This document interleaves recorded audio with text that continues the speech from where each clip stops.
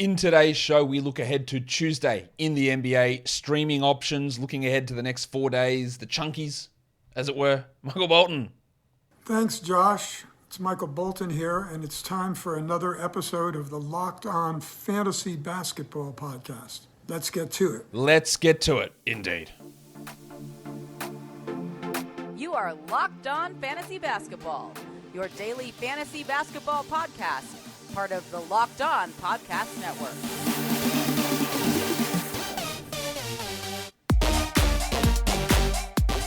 Hello and welcome to the Locked On Fantasy Basketball Podcast, brought to you by Basketball Monster. My name is Josh Lloyd and I am the lead fantasy analyst at basketballmonster.com. You can find me on Twitter, as always, at redrock_Beeble, on TikTok at redrock_Beeble, and on Instagram at Locked On Fantasy Basketball. Thank you for making Locked On Fantasy Basketball your first listen every day. We are free and available on all platforms. There's only 4 games on Tuesday, so we're going to talk about those games. We're going to talk about streaming for Tuesday. We're going to talk about injury updates. We're going to talk about the Tuesday to Friday run of games. Who gets the value there? Who do we look to add? So, warning. Let's get it on, Gilly. First game is Raptors Bucks. Both of these teams are playing on Monday.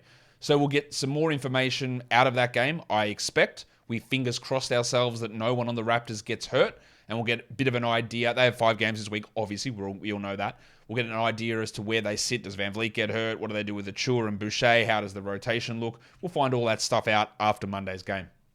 And we'll talk about that, of course, later on today in the recap show.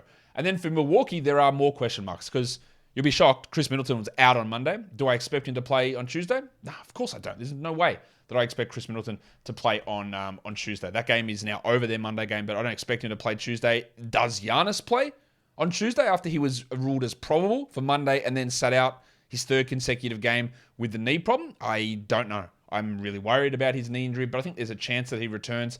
I also think that Joe Ingles, well, I'm pretty confident that Joe Ingles is going to be back. He sat Monday on the back-to-back. But the big question is going to be, does Middleton actually return?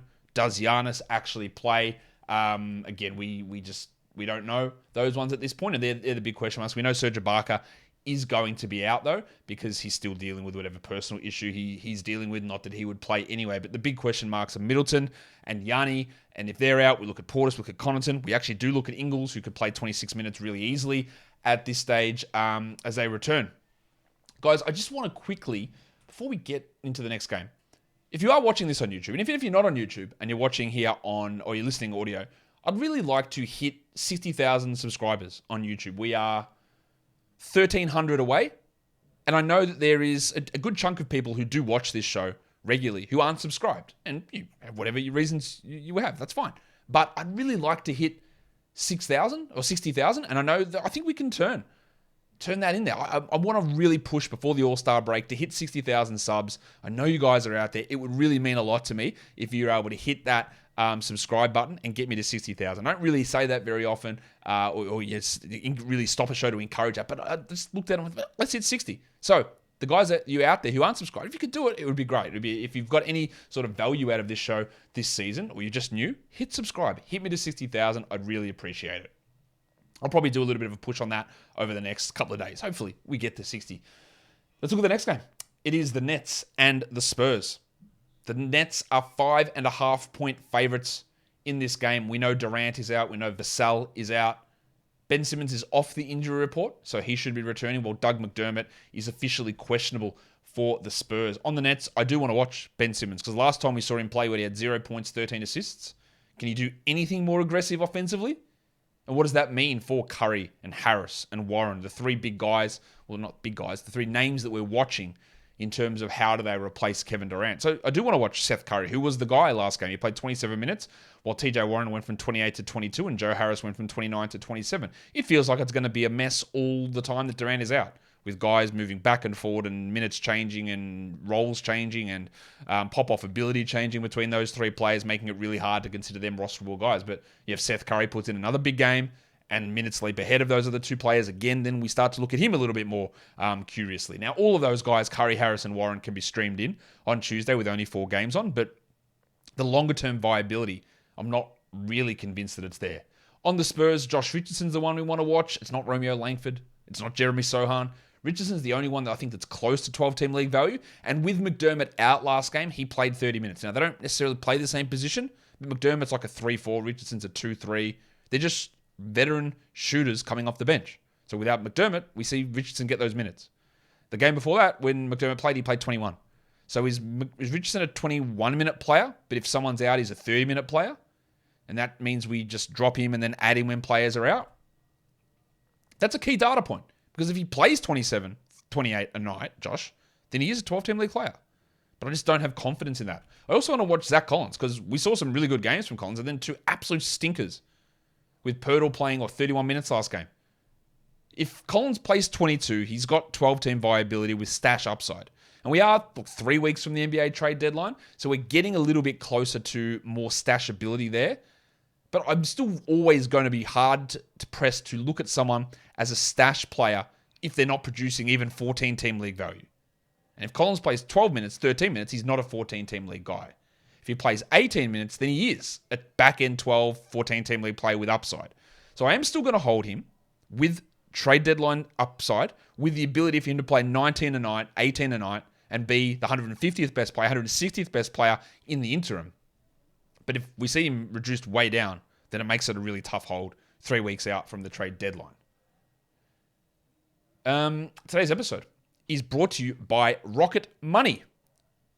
If one of your New Year's goals is to manage your budget better and to save money, then you need Rocket Money. Rocket Money, formerly known as Truebill, is a personal finance app that finds and cancels your unwanted subscriptions, monitors your spending, and helps you lower your bills all in one place. Rocket Money will quickly and easily identify your subscriptions for you so you can stop paying for the ones that you don't want. Rocket Money makes canceling subscriptions as easy as a click of a button. Simply find the subscription you don't want and press cancel, and Rocket Money will cancel it for you.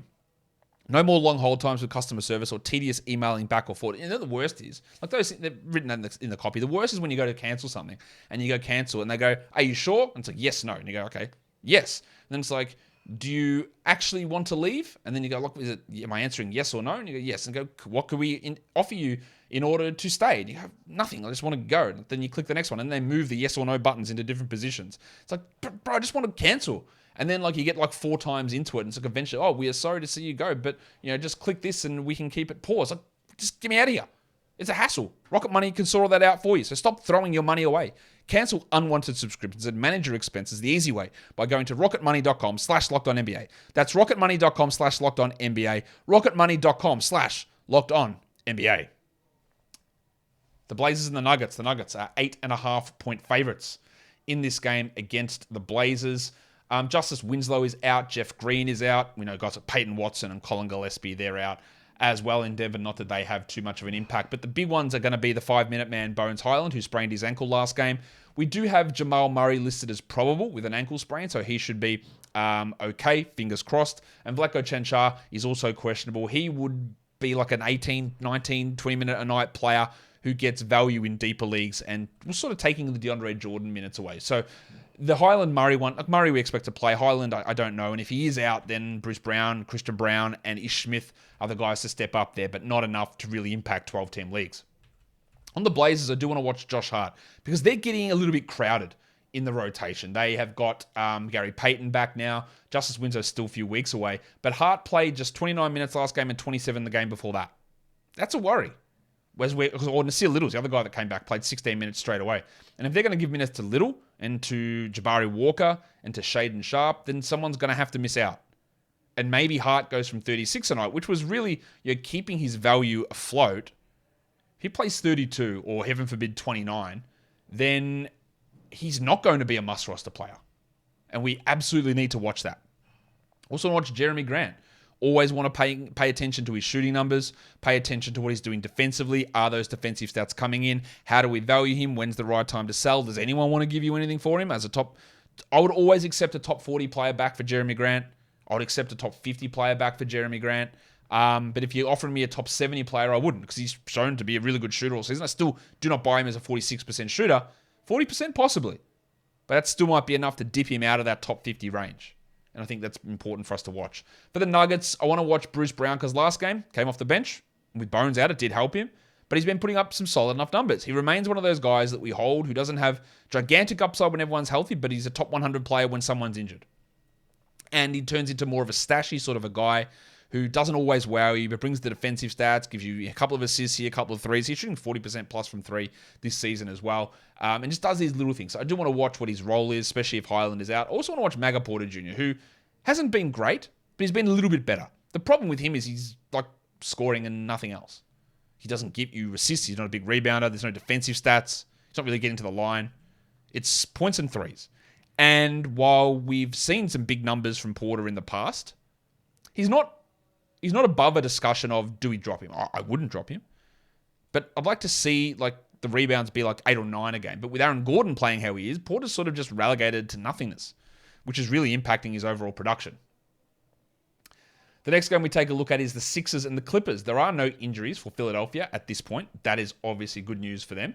The Clippers do have a few. Paul George is doubtful. Luke Kennard, the Duck, is doubtful. John Wall is out with the abdominal injury. And Marcus Morris is listed questionable with a knee contusion. But Kawhi Leonard will play. It is the first game of a back-to-back, so he's officially playing on Tuesday. And they said he's questionable for Wednesday. I don't think he plays, but could we have Kawhi playing in a back-to-back? I don't know. I'm not certain of it, but something for us to watch for sure.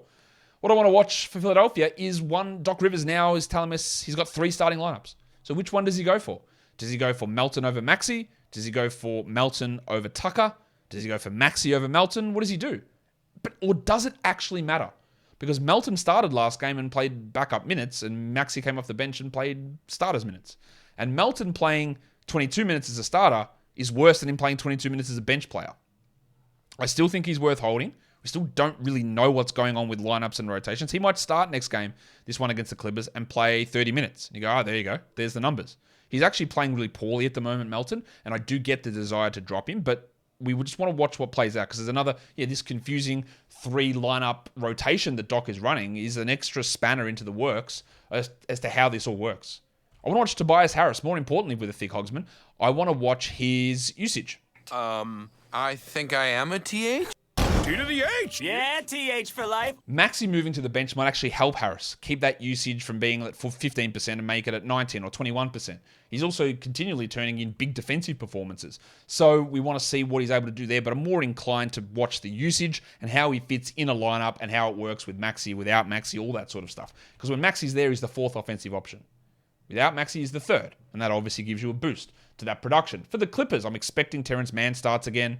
He's played just gigantic minutes. He played 41 last game. He probably should get a pretty big run at things again in this game on Tuesday. And can he do close to what he did?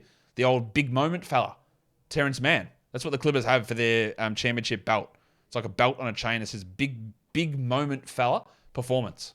Definitely what they meant to say. BMF, absolutely big moment fella. That's what everyone knows BMF for.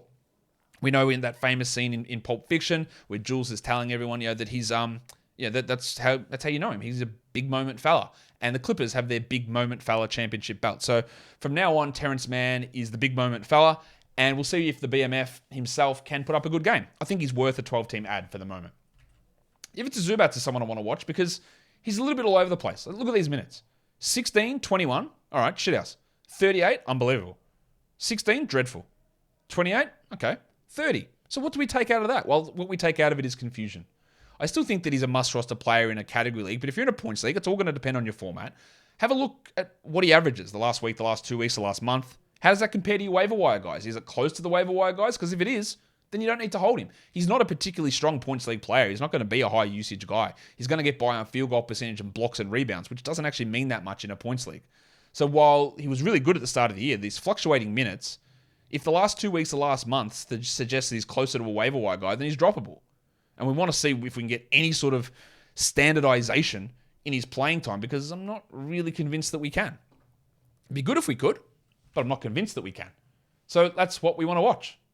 Today's episode is also brought to you by BetOnline.net. BetOnline.net is your number one source for sports betting info, stats, news, and analysis. Get the latest odds and trends for professional and amateur leagues like the NFL, the NBA, college basketball, and plenty more. They've got it all at BetOnline.net. We've got playoff odds.